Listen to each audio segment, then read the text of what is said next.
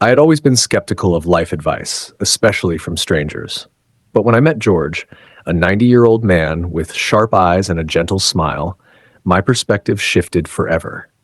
It happened in a small cafe in a quiet town. I had been traveling, trying to escape the monotony of my corporate job, when I saw him sitting alone, sipping black coffee. Something about his presence drew me in.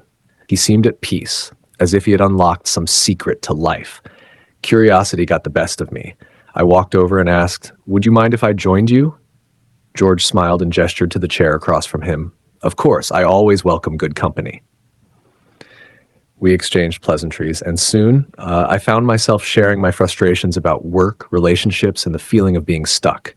George listened patiently, nodding occasionally. Then he said something that caught me off guard. "You think your problems are unique, but they're not. The world changes, but human struggles remain the same. Let me tell you a story." And so he began. Lesson 1. The illusion of time. "When I was your age," George said, "I always thought I had time.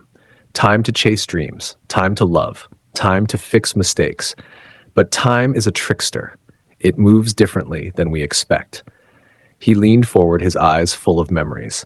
"There was a girl once, Eleanor. I loved her deeply, but I was too focused on my career. I told myself, I'll marry her once I get that promotion. Then it became, once I buy a house. Before I knew it, she had moved on. She married someone else. And I was left wondering, when had I lost her?" George sighed. "We always think we have more time. But the truth is, you should do what matters today. Love today. Chase your dreams today. Don't wait, because waiting often turns into losing." I felt a lump in my throat. How many times had I postponed happiness, thinking I had time? Lesson 2. The weight of regret. George took another sip of coffee before continuing. "I used to believe success meant money. I worked long hours, built a business, and became wealthy. But at what cost?" He tapped his fingers on the table, lost in thought. "My children grew up without me. My wife left because she felt like a stranger in her own home. I missed birthdays, anniversaries, moments that could never be replaced. I thought I was doing it for them, but in the end, I only gave them an absent father and a lonely childhood." He shook his head. "You see, regret isn't about what you did, it's about what you didn't do. The I should have and the if only I had eat away at you more than any mistake ever could." His words hit me like a punch. I had spent years chasing a promotion, missing family gatherings, ignoring calls from old friends. Was I setting myself up for the same regrets? Lesson 3. The simplicity of happiness. I asked, "So what does happiness look like to you now?" George chuckled. "It's funny, I spent my youth chasing money and status, thinking they'd make me happy. But at 90, happiness is a simple cup of coffee on a quiet morning. It's laughter with an old friend.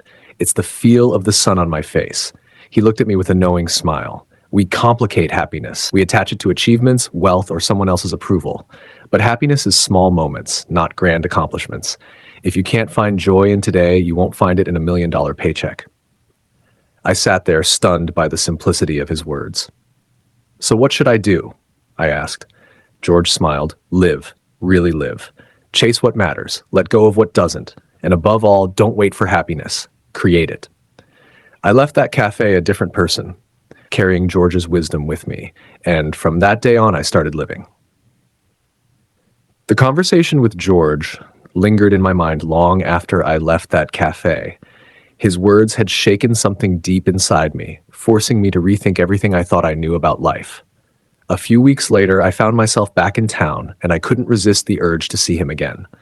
To my relief, he was sitting at his usual spot, sipping black coffee as if time hadn't touched him. "Back so soon?" he asked with a knowing smile. I nodded. "I haven't stopped thinking about what you told me, but I need more wisdom, more lessons." George chuckled.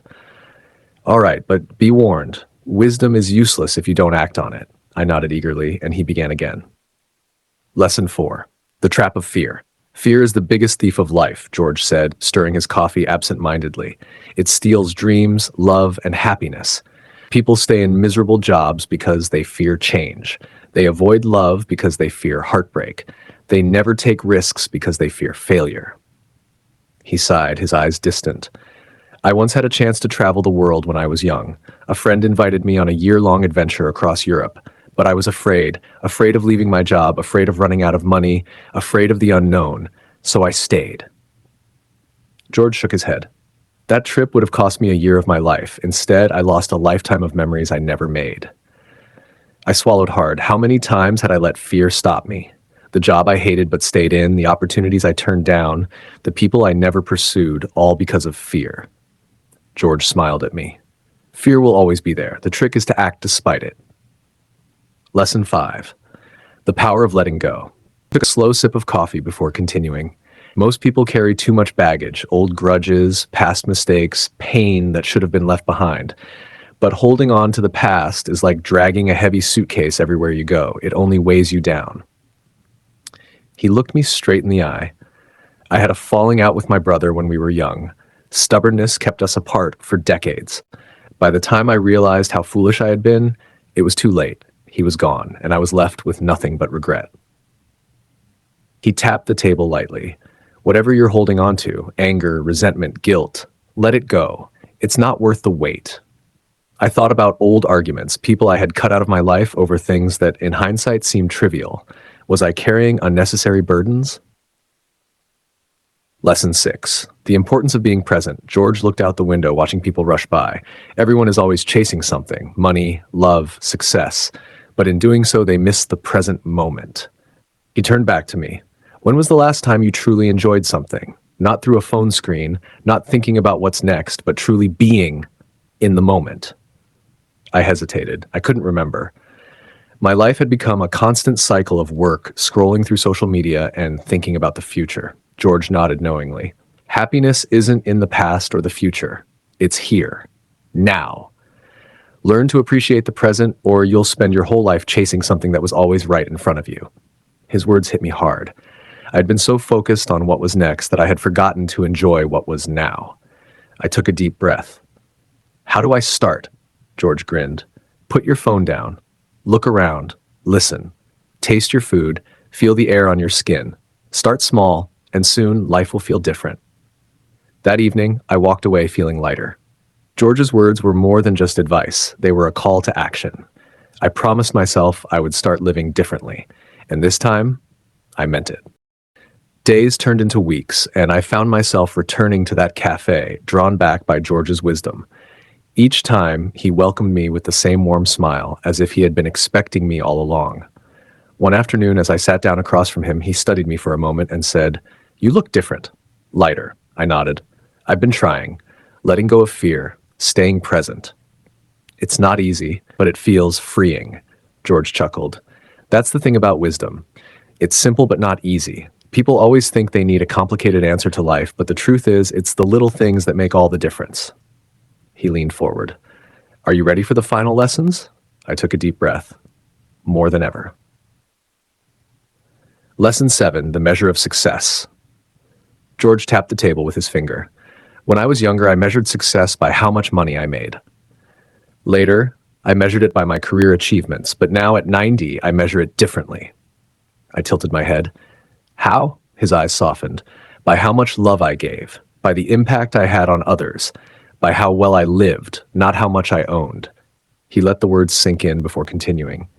At the end of your life, no one will care about your bank account. They will remember how you made them feel, the kindness you showed, the love you shared.